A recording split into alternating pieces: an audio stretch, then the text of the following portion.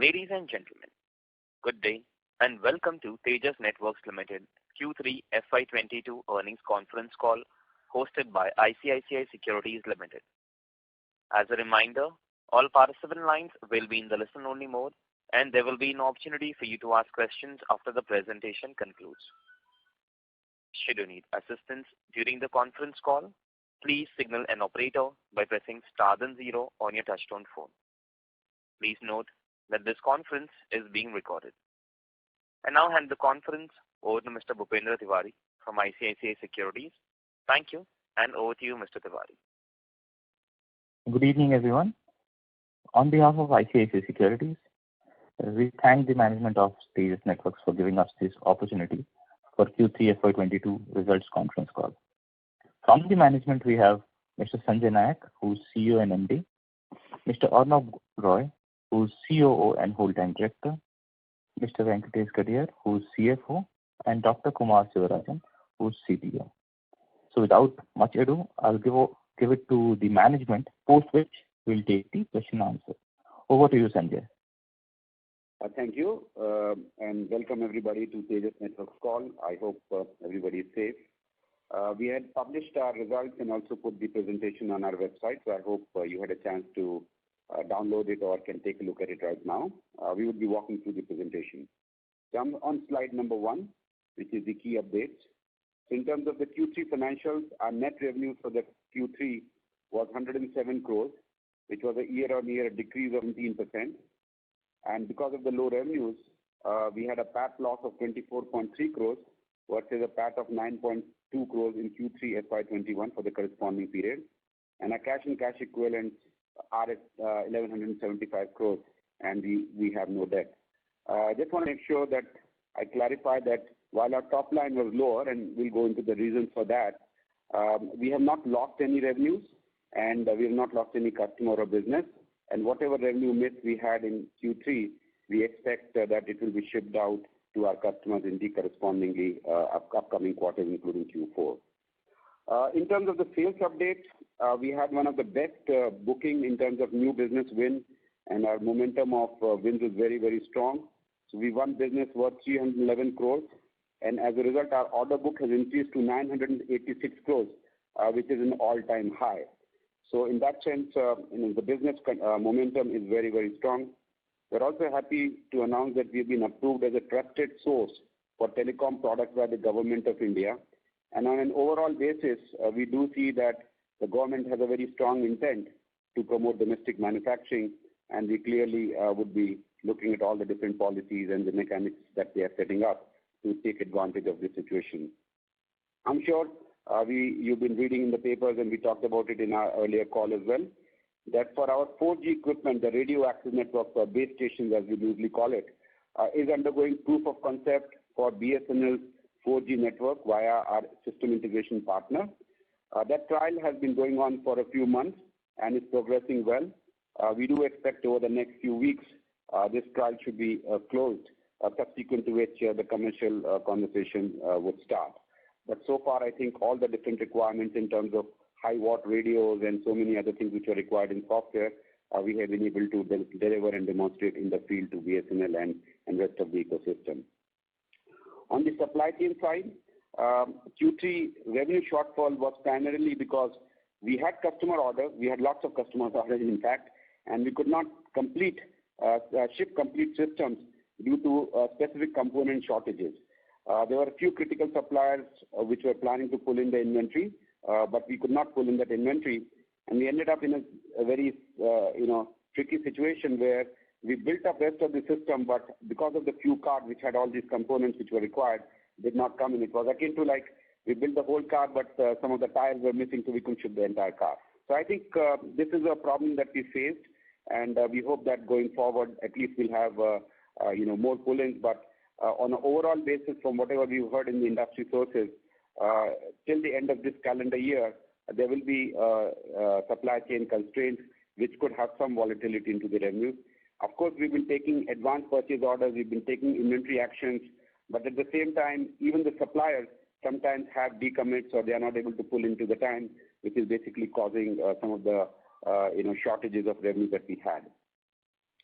In terms of one other event that we approved in our board meeting today, we have confirmed the appointment of 2 nominee directors from Panatone Investment, which is a subsidiary of Tata Sons. Both of them are industry luminaries, and we are very, very happy and delighted to have them on our board. The first person who's been joining our board is Mr. N. Ganapathy Subramaniam, who is the COO and board member of Tata Consultancy Services. And the second one is Mr. Amur S. Lakshminarayanan, who is the CEO and Managing Director of Tata Communications Limited. Both of these gentlemen really bring, top quality operational and first-hand experience of taking smaller companies which are of our size and to bringing to multi-billion-dollar enterprises around the world. They not only have domain knowledge in telecom, but they have a lot of strategic as well as hands-on operational experience. And we are very confident that with them joining our board, we will also accelerate the synergies with other Tata Group companies and realize the larger vision that we've set out as a part of the partnership that we have with Tata Sons now.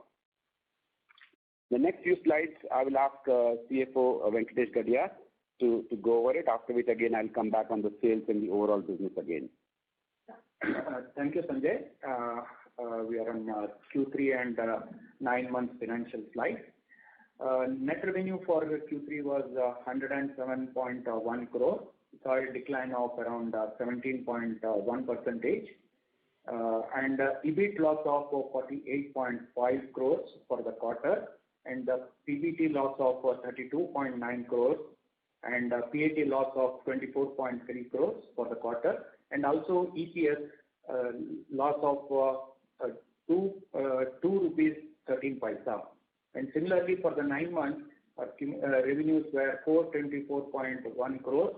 We saw a year-on-year the revenue grew by 35.4%, and the EBIT loss of 47.2 crores, and the PBT loss of 21.2 crores, and PAT loss of 13.1 crores, and EPS of negative 1 rupee 29 paisa.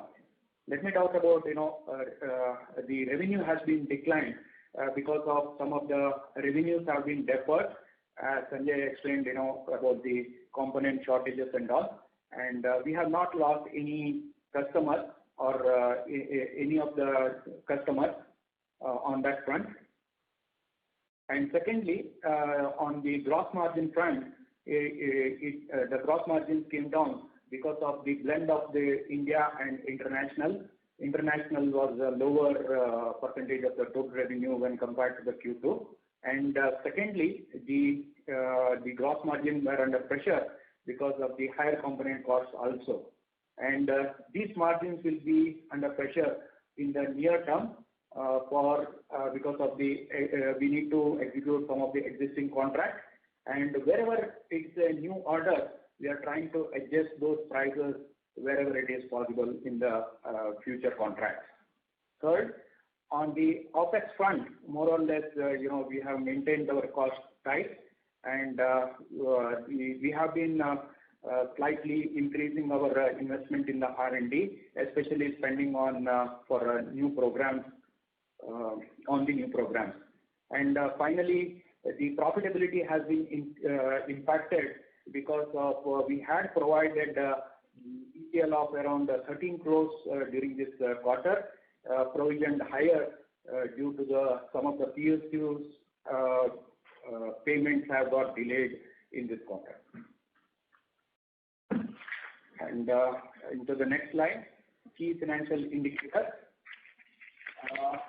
There is a cash outflow of 4 crores in Q3, and the net worth was down because of the loss that we had in the current quarter.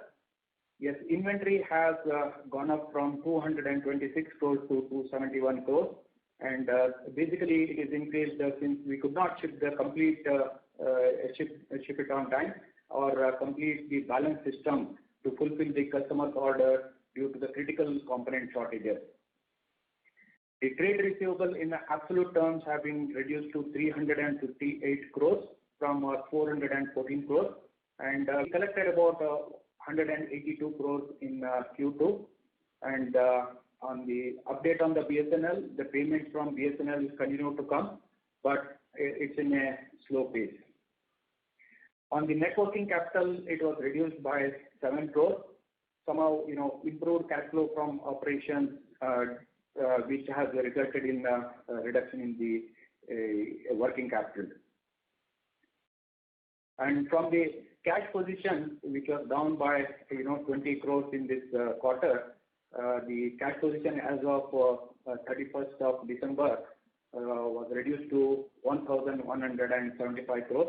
We continue to be a debt-free company, and of course, we have a very strong balance sheet.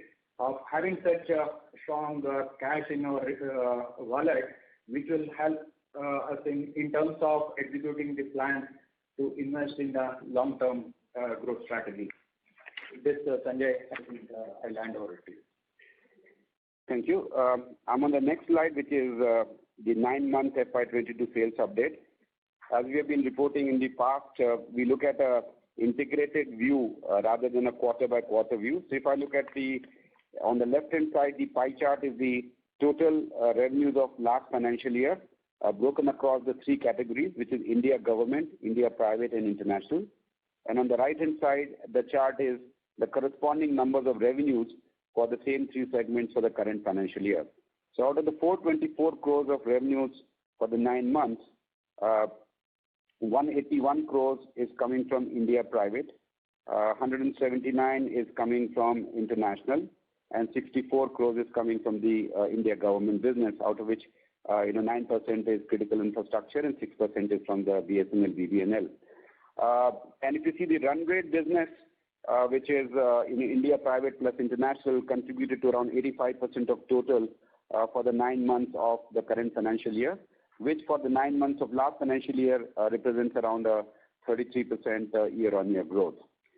Within the 3 categories on the revenue side, India government, as I said, it was 21% of Q3 revenues, and on a year-on-year basis, if you take a 9-month aggregate, it's around 52.8% growth.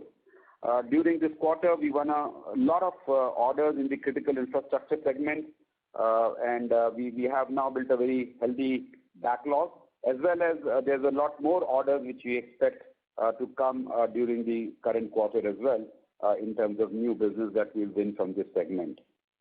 On the India private, this has been the fastest growing, at least as far as we are concerned, in terms of the backlog this year, in terms of new order wins. So India private was 47% of our Q3 revenues, representing a year-on-year growth of 18.3% for the 9 months. But from a backlog perspective, as I said, we have a very strong order inflow from our telco customers in India, and this again had one of the highest backlog and order wins for this quarter. On the international side, revenues are 32% for Q3 and year-on-year growth of 51.9% for the 9 months. We again won 5 new customers, although smaller customers in different geographies. If I look at it from a total angle, the backlog, as I said, is around 986 crores.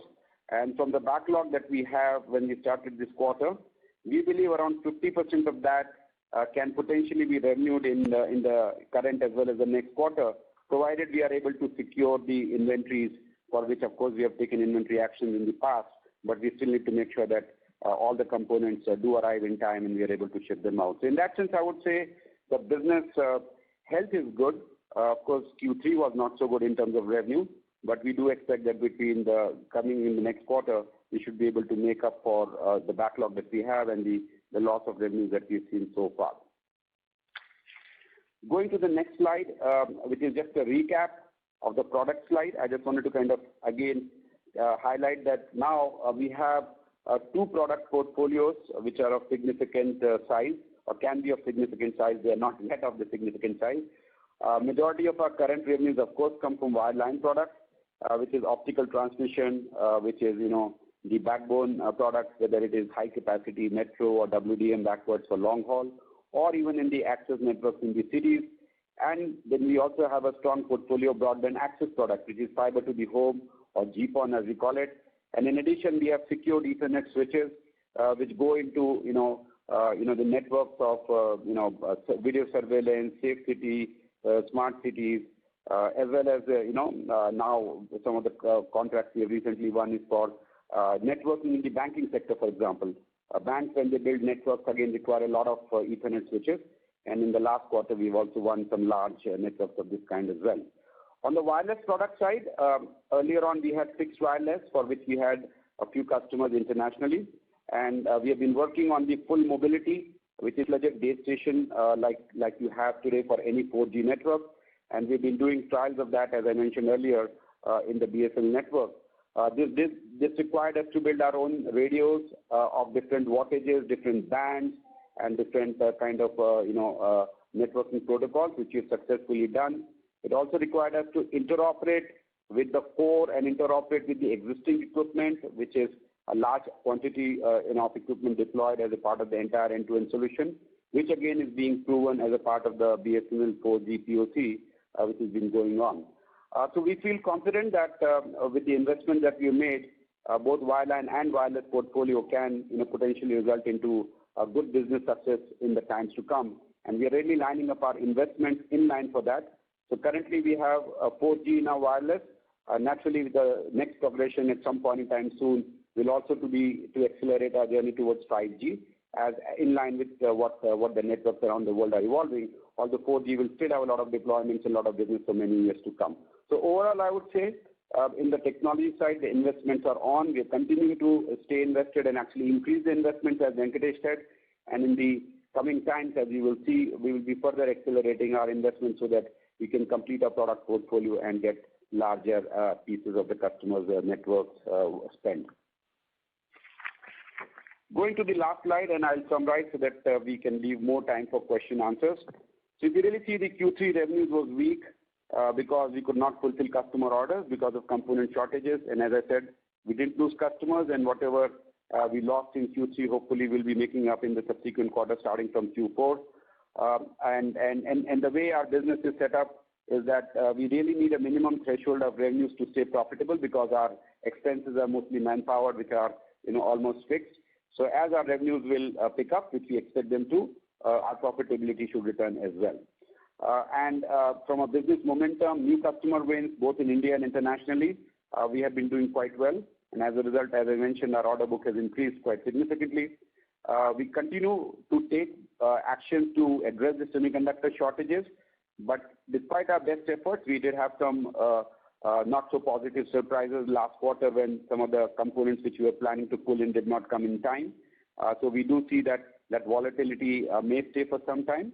But from our side, we are taking everything that we can to secure more components in time to be able to have more consistent revenue predictability. In terms of our board, after the investment of Tata Sons, appointment of N.G. Subramaniam and Lakshmi from TCS has been a fantastic thing for us. And we really look forward to their guidance as well as their coordination and synergies across the Tata Group companies as we take the company from where we are to where we would like it to be. And from a cash position perspective, we have a fairly strong balance sheet, and we are working on plans to invest for long-term growth, both organically and inorganically. And as we make more progress on those initiatives, we would be sharing those ideas with you. But overall, we are definitely not so excited about what happened in Q3, but it was things that was not so much in our control. But at the same time, the business momentum is good, and from a team and the board and everybody in the company, we are very confident that the way things are panning out, we should be able to regain our revenue and business momentum, not just for the near term, but also for the long term. This is really where I would pause, and I would then open it up for questions. And between myself, Venkatesh, Arnab, and Kumar, I will be happy to answer any questions that people have. So open the floor for questions, please. Thank you very much. We will now begin the question and answer session. Anyone who wishes to ask a question may press star and 1 on their touchtone telephone. If you wish to remove yourself from the question queue, you may press star and 2. Participants are requested to use handsets while asking a question. Ladies and gentlemen, we will wait for a moment while the question queue assembles. Participants, you may press star and 1 to ask the question. The first question is from the line of Mukul Garg from Motilal Oswal. Please go ahead. Yeah, thanks. Hi Sanjay. Sanjay, just wanted to understand, the discussion which, we had last quarter in Q2. The commentary was that, you have taken inventory actions which should help kind of tide over the shortage for Q3 and Q4. What is disrupting the flow for you despite the orders already in play? And, what was the revenue impact which you had because of this inventory shortage? And finally, as part of, now that you're part of Tata Group, do you think, there can be some support which you can kind of lean on to, kind of move yourself up from a supplier preference point of view? Thanks, Mukul. First of all, a good question that, we had orders in hand and to be honest, we were ourselves expecting a lot more revenues for the quarter. But the way it worked out for us, and just to put things in perspective, in any of our products, we have more than 1,000 components of different kinds that go in. And even if I were to take Class A components, it will be around 150. So what happens is, even if you are able to secure 95 or 98% of those components, if there are even 2 or 3 suppliers who decommit or are not able to provide the quantity that they had committed to provide earlier, it can have a cascading effect in almost all the shipments or significantly large amount of shipments that we had. So really, when we gave the Q2 commentary, we had placed orders, we had assurances, I won't say commitments, because right now the way the supply chain in the world works is everybody saying, okay, I'll try my best to make it happen. But in that sense, we had assurance, and since we had placed orders well in time, we were confident that we should be able to pull in. But some of the, as I said, some few critical suppliers, I wouldn't say that we were able to pull in a lot of material, and that's why our actually inventory went up. But unfortunately, since the balancing inventory could not be completed, we basically had a shortfall in revenues. And that is why when I said that it couldn't happen in the quarter boundary, but as we progress in this quarter, we should be able to see a better pull-in of the material. So that's what really happened. The second part which you mentioned is actually right. As a Tata Group, there is a lot more of semiconductor buy that happens across Tata Motors, ourselves, and maybe other group companies. And in fact, one of the things which I mentioned about synergies is that the buying power of that we have now available to us collectively is much more than what Tejas was able to do. And one of the things we realized in Q3 is that when push comes to shove, some of the suppliers possibly did not prioritize us as high as they prioritize some of their larger customers. So as a result of that, we came at the wrong end of the stick. But we do believe that with the synergies of the group, which we absolutely have started to explore and will continue to do much more aggressively in the next few weeks, we should hopefully get a better outcome. But that's something that, as I said, we'll be working on. And even having the 2 directors from the Tata side on our board also allows us to work much more closely and be able to achieve exactly the kind of things that you mentioned. Sure. And another probably a corollary question to this is you mentioned that there is definitely lack of visibility for the rest of 2022. Do you think we have any options to do some work around or some other equipment which exclude these critical equipment to tide over the near-term shortage, given that the rest of the supply and inventory is there, which you can utilize while this thing gets sorted? Anything which is in play, which you can kind of do for the near term?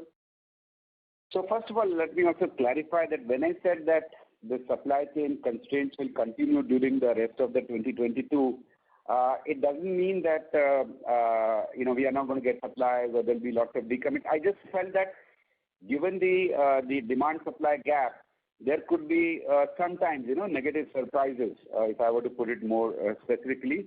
So what we are doing is really, I must say in a way overcompensating in terms of the planning. So because that's the only way we can be assured. As far as the second point which you mentioned, if there are some critical suppliers where we have a very high degree of risk, for instance, as you said, is there a way to work around that? So the way to think of, and it goes on with the conversation that I just had a few minutes back, which is the Class A components, which are, let's say, higher cost and higher complexity components which are one of its kind. are very difficult to design out and replace in a board or in a card over a short period of time. However, class B and C components, definitely there is an opportunity to have a like-to-like replacement. So instead of component from vendor A, we can do vendor B, which is by the way what we already do, but we can do that much more aggressively in terms of planning. And one of the things, by the way, I did not specifically mention that even class B and C components, some of these things which are generic components have also started to have a lead time increase as we saw in Q3 and may even continue in this financial this year. So I would just say that the whole situation on the component, when I said volatile, it just means that 100% predictability, if we just plan for that, is not going to be there. So either we overplan or we have alternate plans in terms of class B and C components, or if there's a class A component which we really see a serious risk or the supplier doesn't give us very good amount of confidence, we may have to take aggressive actions to do some R&D and in a short period of time find some alternates. But those are all things which we are looking. Last part I also want to mention is that we also have inventory which is in our hands. So in that sense, as long as we can balance the remaining inventory, the problem in that sense is limited to the level that we have shortages for those things. So all in all, I would say that this is a situation that we just have to carefully navigate, and probably one specific thing which could help us is using a larger muscle to work with the component suppliers. Sure. One clarification. Your order book continues to increase quite handsomely.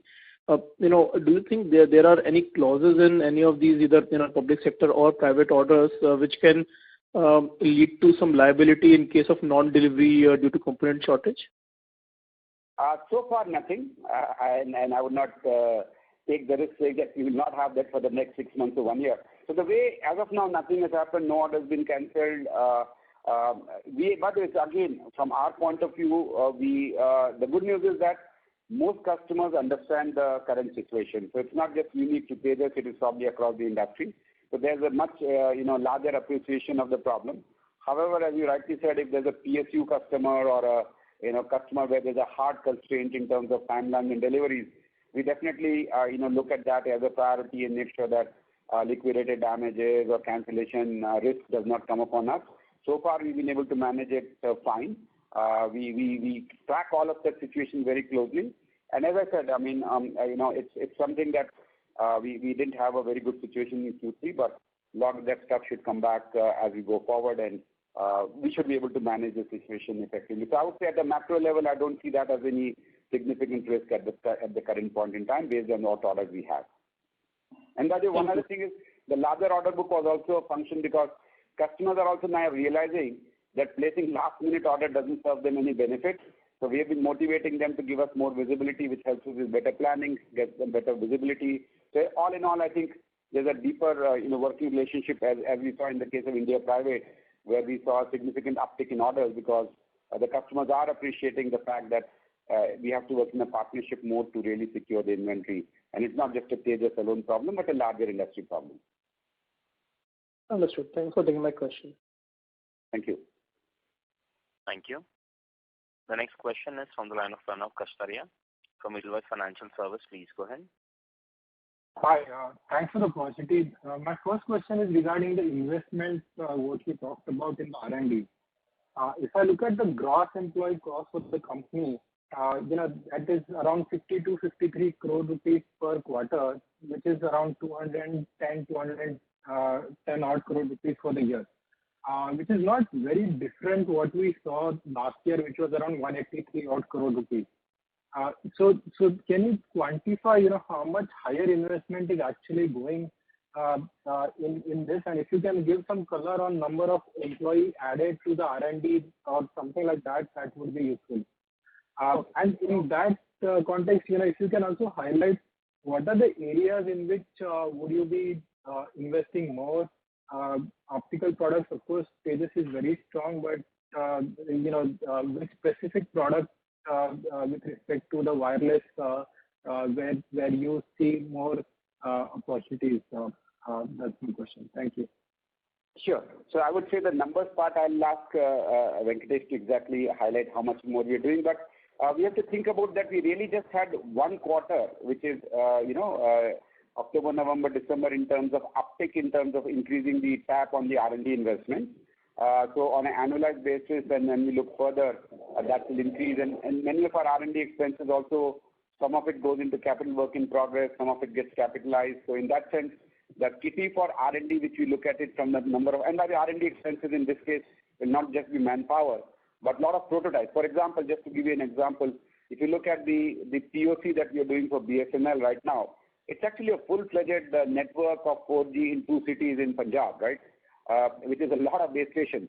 So we have actually invested into a lot in prototypes and inventories as well, which again, I would say count into the R&D investment. So in that sense, I would say the R&D investments are definitely increasing. We've had the net headcount increase. I don't have the exact number offhand.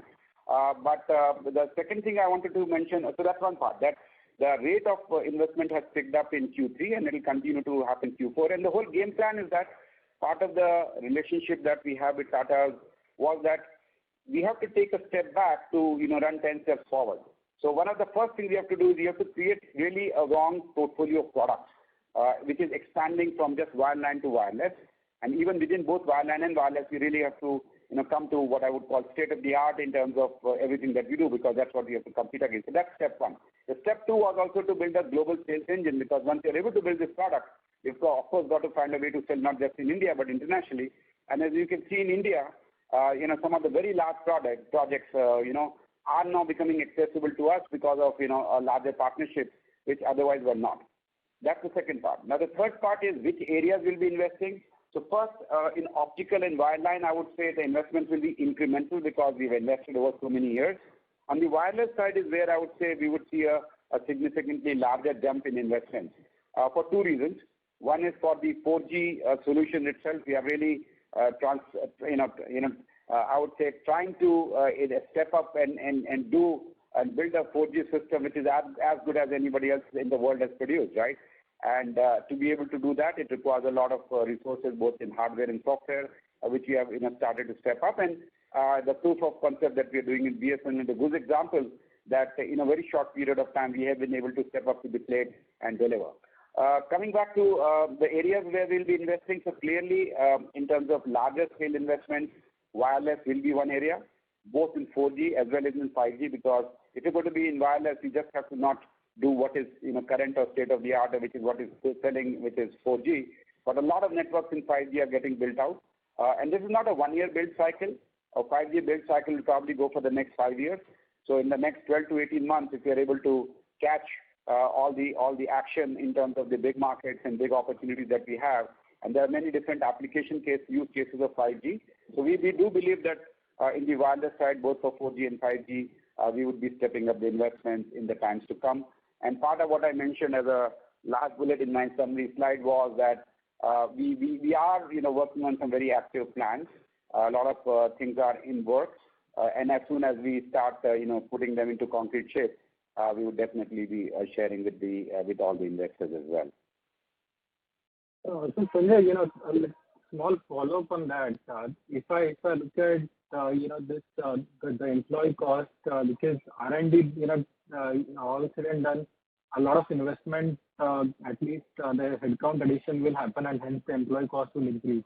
How should we see this, for let's say FY23 or 24, considering that will go up significantly?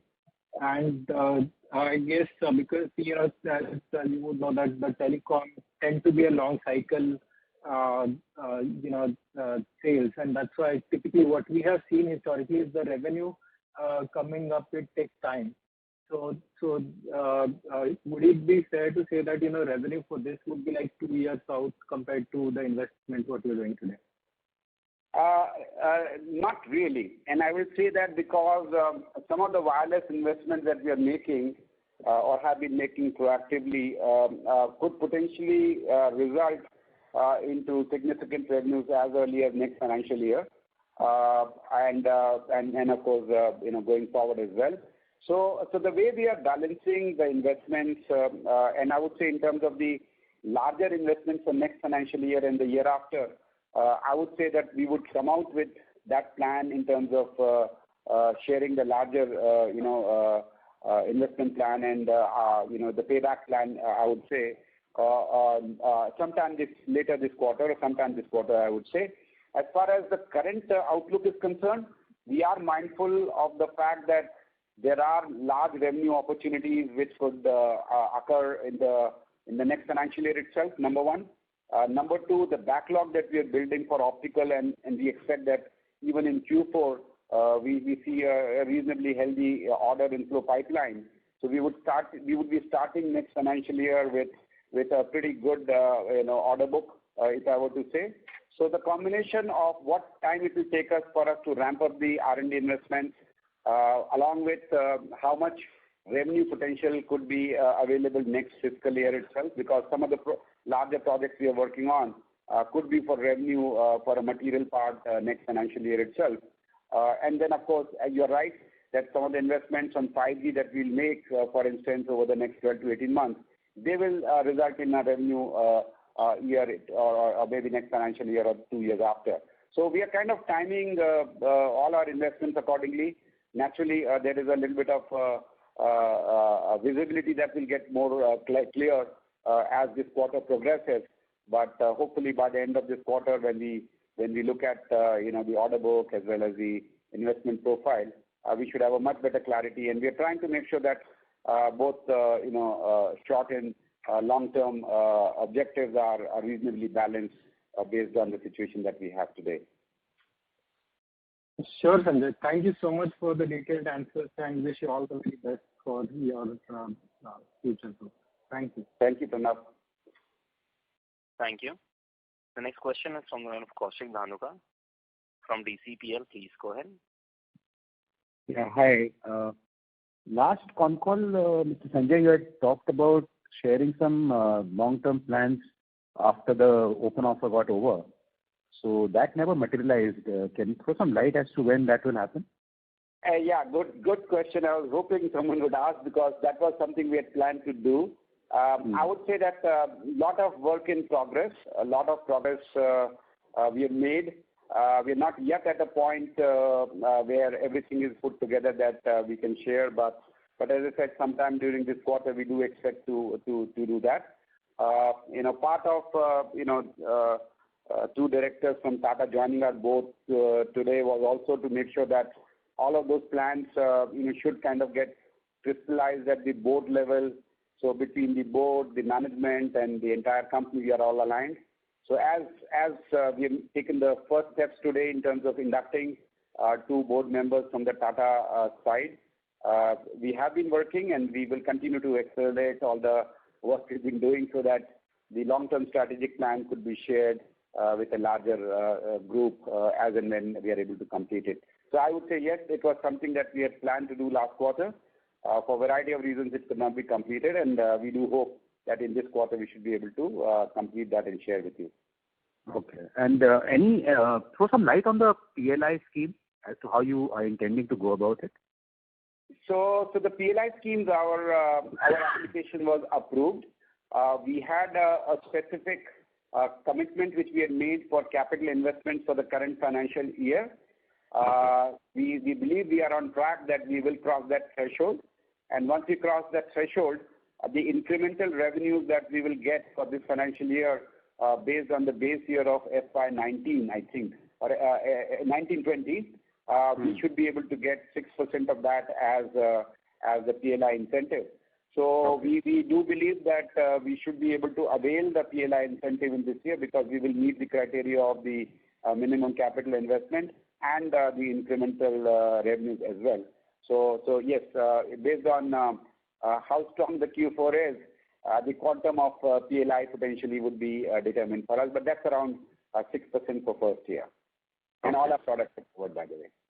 Okay. And Mr. Sanjay, if I remember correctly, last con call you had mentioned that your business model is such that with very minimal investments, you can have a turnover of thousands of crores of rupees as far as this PLI is concerned. So is my understanding correct? That is correct, because what PLI requires is capital investments, right? And okay. Our business model is an asset-light model. So our capital investments will always be not in proportion to the revenues, because as a product company, we outsource all our manufacturing to, say, EMS companies. We, of course, have our own factory for what we do, the portion of the manufacturing that we do in-house. The PLI also covers capital investment in the form of prototypes or some of the capital, other capital items that we incur on our books. So why I mentioned that is an asset-light model. As long as we meet the capital investment threshold that we have committed on the PLI scheme, even if our revenues go significantly higher, we should be able to get the PLI incentive out of it. So that was exactly the reason if we are able to get, for example, a largish revenue next financial year based on some of the things that we are working on, there's a good degree of possibility that we should be able to claim the incentive on all the incremental sales there because of the low base that we had in 1920. Okay. And I believe the addressable market for your products is somewhere around $150 billion. Is that correct? Okay, so let me clarify it so that I don't want to, paint a very big number, but the way to think of the entire telecom equipment industry, which is the carrier equipment industry, it's close to about $100 billion. But if you take that, about 30% of that would be China, which we do not address at all. Then there would be a lot of markets where incumbents, which are not really open to us, because A, we will not be in those markets, and B, in those markets there could be customers who have long-term contracts with some of the suppliers. So the RFP cycle in which we can potentially participate, would be different. So as a result, although the addressable market with wireline, wireless, and some of the other stuff is doing very, very large, from our point of view, the real addressable market is probably lower, maybe around 15 to 20% of the total. That I'm assuming with the Tata's coming on board and we are getting access to larger customers in different geographies, and with a product expansion that I mentioned in the form of wireless products, both 4G and going forward in 5G, we will have a much larger addressable portfolio. So to me, it's a question for us is that the market opportunity is very large. Other than China, there is a need for a quote-unquote independent stack of trusted telecom products, which we believe we should be able to step up and fill like we are doing in India and potentially in other markets. It will take a little bit of time, maybe a year or two for us to get all our acts together in terms of getting the products right, getting the market access right, and if we are able, and that is where we are going to be investing. And if we are able to get that done, we then really would start to see the benefits of the large addressable market that is available for our kind of companies. And that is really the direction in which we would like the company to take. Of course, we have near-term challenges. We'll always have a short-term quarterly issue, sometimes which will not be to our liking. But we are definitely not veering away from our long-term vision. And this is why what we did with Tata's and their own interest in this whole business stems from. Okay. Thanks a lot. Thank you. Thank you. The next question is from the line of Samir Raj from Nippon India Asset Management. Yeah, good evening, sir. Two questions. One, would you be booking any PLI revenue in the next quarter? And if yes, what could be the quantum?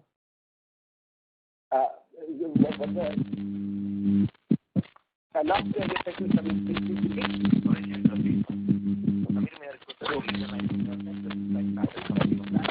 a little bit clear, Samir. Yes, sorry. Is it better now, my voice? Yeah, it is better now. Yeah. So I just wanted to understand, what kind of PLI incentives you'll be booking in the current financial year, that is, especially in the next quarter. That's question number one.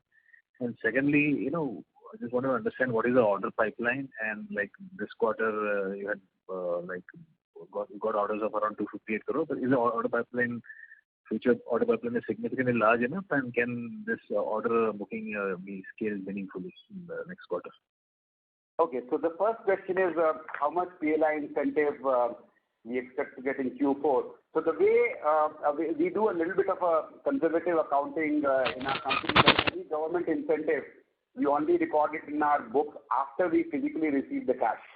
So depending on after we close Q4, we will of course be immediately applying to the government for the payout of PLI. They have a mechanism that they can pay 85% of the PLI incentive on unaudited financial basis, subject to approval. So if by the April board meeting or April results announcement we are able to physically get the cash, then we will account it into our Q4 results. But as I said, it will be for the first year, it's 6% of the incremental revenue, and I think our base year revenue was 320 crores or 340 crores. So our base year revenue was 340 crores. So any revenue north of, sorry, how much? 380 crores. So any revenue north of 380 crores that we do in this financial year would qualify for around 6% on the PLI incentive. So that's part one. Your second question was the order book. So as I said, the order book for Q3 was 311 crores. And the best performing in terms of new order inflow for this quarter was India Private, followed by international and then India government. For Q4, we do feel that there are a lot of tenders which we have either won or are in the process of winning, which are large things with tenders from the critical infrastructure segment like power and rail and others. And they will contribute reasonably healthy, assuming those orders come into fruition stage. So they will become a good pipeline for next financial year. And as I mentioned earlier, that out of the order book that we have 986 crores today, if we are able to secure inventory, around 50% of that, which is orders in hand, we should be able to revenue between Q4 and Q1. So in that sense, we have good visibility of execution. We have a reasonably decent visibility of new order inflow. Clearly, the only challenge we are facing is making sure we have placed orders on component suppliers, and we just need to make sure that we are able to pull in the inventory in time and send it out for revenues.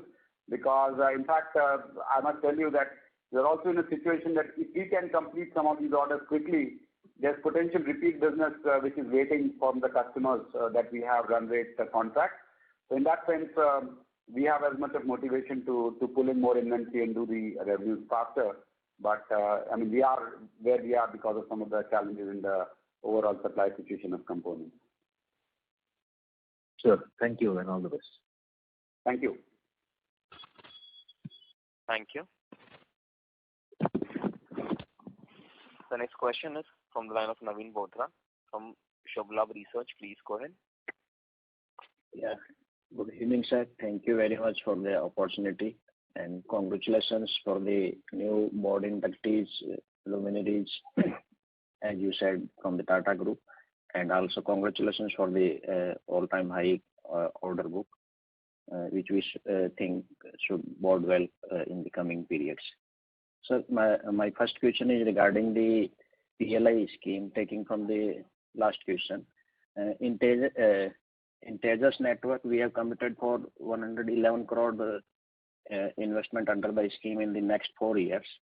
And in Akash Asta, which is a 100% subsidiary of Panaton Invest, has committed for a 593 crore investment in the PLI scheme, and they have also been approved. So I would like you to kindly throw more light on the synergies and all these things.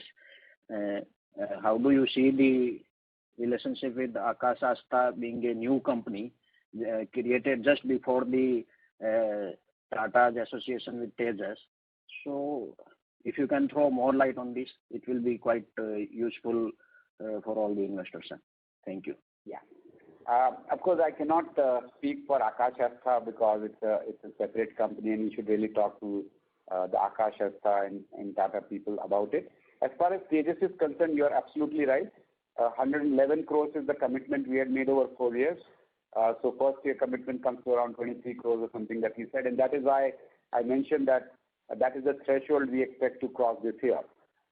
In line with the question that I had answered earlier for I think 2 questions back, the good news for us is that as long as we meet the threshold commitment this year, even if our revenues are much higher, we can take full advantage of the PLI. So to me, the way to look at PLI from our side, even just purely from a Tejas side, It's so long as we are able to make the annual capital commitment, every single really boils down to how much more revenues can we generate. If we are able to generate a good business and good revenues, which is what I think partly, for example, our current order book is showing, and we hope that by the end of this quarter, if some of the larger projects that we are working on do fructify to the next stage, we should be having a much better revenue visibility for next year. But nonetheless, even without that, we do see that if we are able to get our handle on the supply chain situation, we do see a good business pipeline scaling up. I also talked about the synergies with the Tata group companies.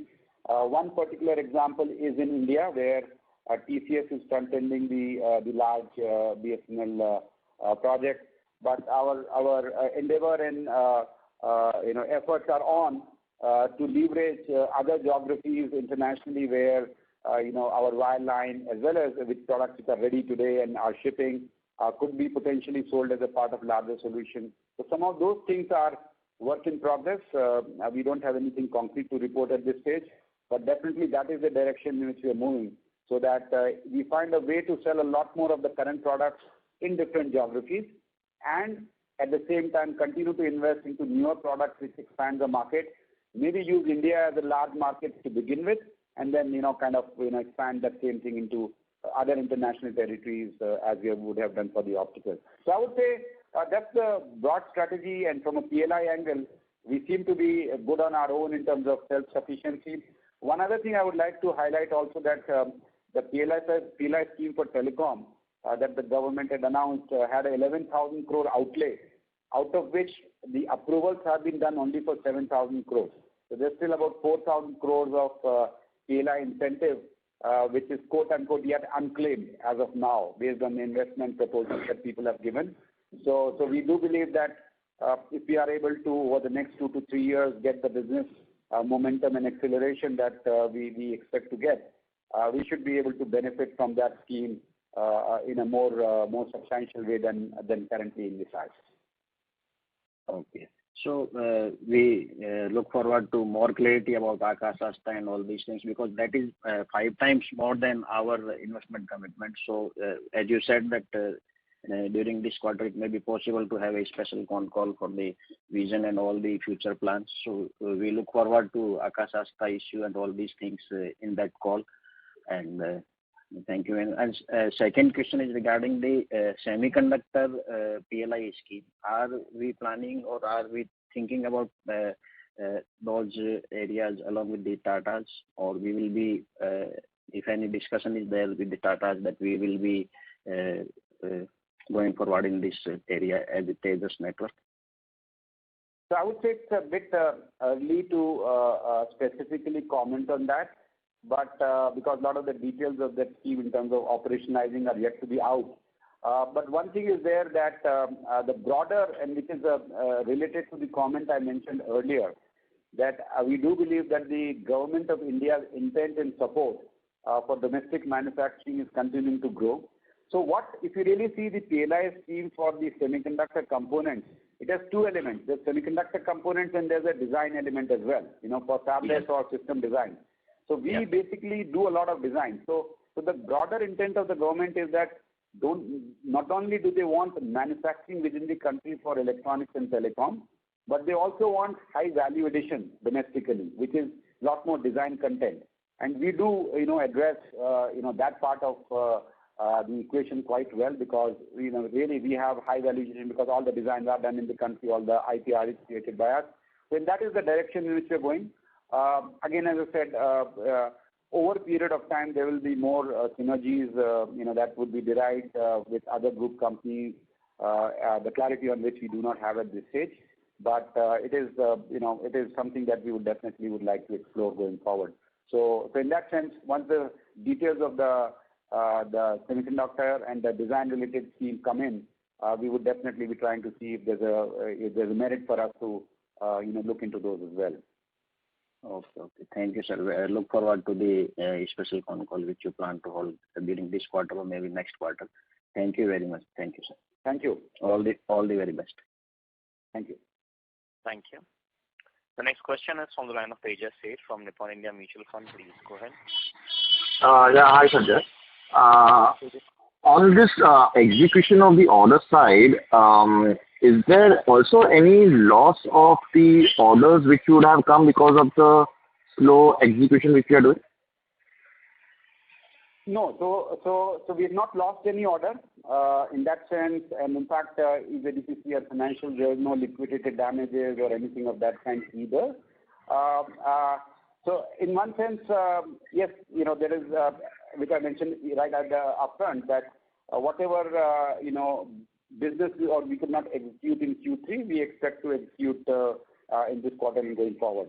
The other point is on the positive side, if we are able to execute the orders in hand at a much faster rate, because we have run rate contracts with many of our customers, and they need a lot of equipment of the kind that we have, we can potentially get more business, right? So it's more like a positive, incentive we have if we are able to close out the current orders quickly, which is what we would love to do, but are constrained from the supply side. What I mean is, would our order book be more than, let's say, 1,500 crore? It would have been more than 1,500 crore if we had executed it in the past 2 quarters. I would say that's a difficult one to predict because it's a hypothetical situation. But all I can say is that the order book continues to be good, and we need to execute well, because if we don't execute well, of course, customers are going to be unhappy with us, right? Yeah, exactly. First port of call is to make sure that the orders that we have in hand get executed quickly. We keep a close communication with our customers to make sure that if they are missing on something, they understand why and what we are doing. We try to, by the way, manage the situation so that technical requirements for each of the customers are satisfied. But this is exactly what is happening across the chain. Our suppliers also are having a limited number of components, and they try to round robin between us and others and many more. And sometimes we get what we need, and sometimes we're not getting what we need. So I hope, again, as I said, that as the year progresses, the supply situation should ease, because there has been announcement that up to 30% increase in semiconductor capacity is being planned in the current fiscal. The capital investments were committed last year by chip manufacturers. They will take some time. There was a lot of double booking and double ordering that people have done for components because of the shortage, which should again hopefully play out. But all said and done, I would say we are taking a very cautious approach, because Q3 was a bit of a surprise for us. We had expected much better, but when things didn't happen, it was. I would say, we are keeping close watch on the customers, making sure that the order book continues to stay healthy, and we don't lose customers because of lack of supply. Okay, thank you. Thank you. Thank you. The next question is from the line of Anup Lal from Dalmia Securities. Please go ahead. Hello. Thanks for giving me the opportunity. My first question relates to the facing gross profit margins. So till which quarter do you think that stress will continue? And the second question is, there is a sudden steep rise in provisions for credit loss. So could you explain on it? Yeah, so let me explain the first one, and then the second one, the ECL thing, Tejas can explain. On the first one, by the way, while we had a drop in gross margin in this quarter, part of it is because, usually we have a much healthier blend of international shipments compared to domestic, where the margins are better. So that would have naturally popped the margins up.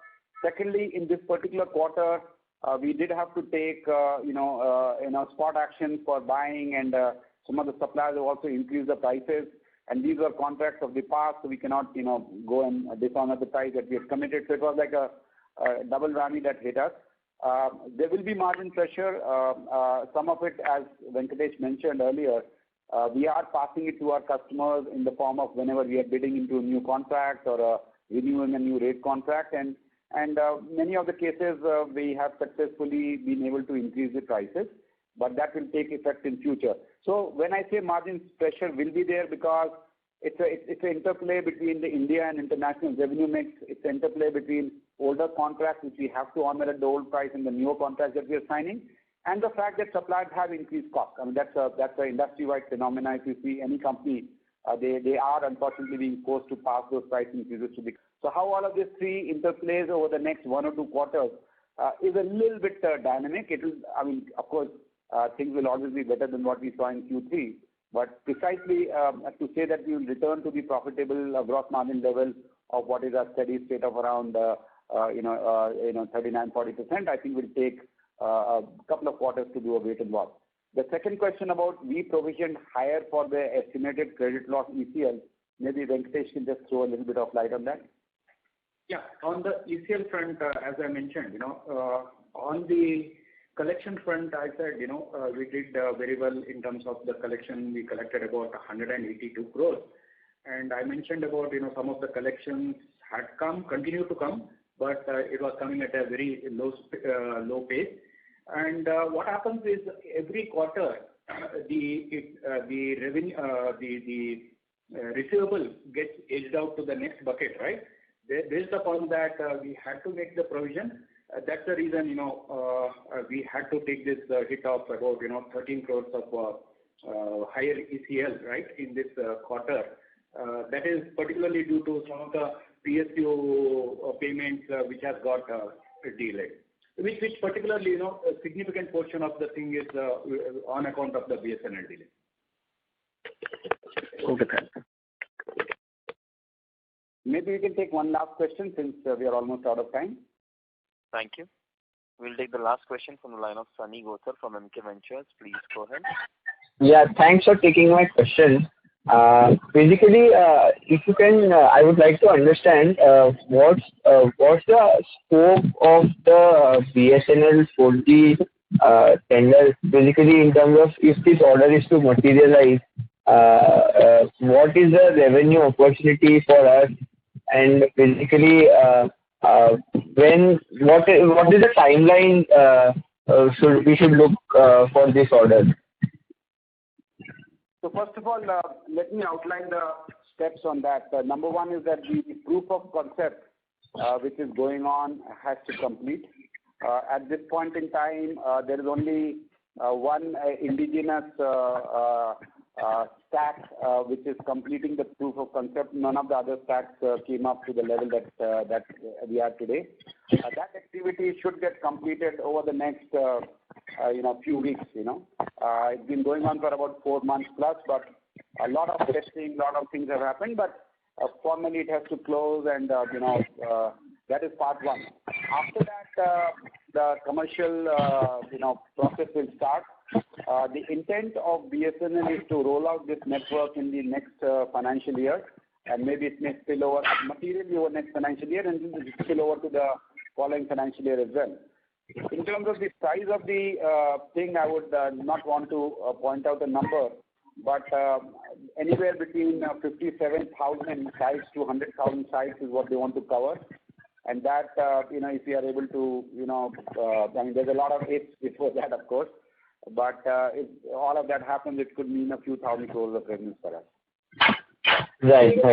And basically, there were some news articles in about November which mentioned that TCS had violated some of the conditions.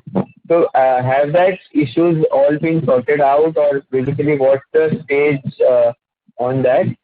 I would say that as far as we are concerned, that the whole thing, there's a lot of stuff which comes out in the newspapers, and it's not fair for us to comment on that.